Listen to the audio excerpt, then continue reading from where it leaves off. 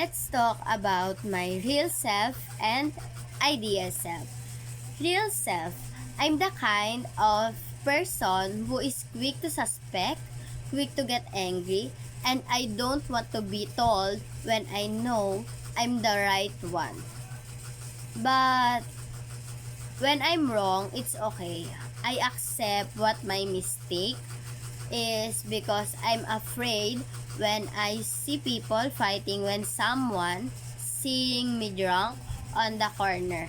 I quickly get nervous because I'm so scared. So, let's talk about naman po sa ideal self ko. So, I want to be a person who is strong in everything. I want to change my habit of getting angry quickly at small things. Don't be afraid.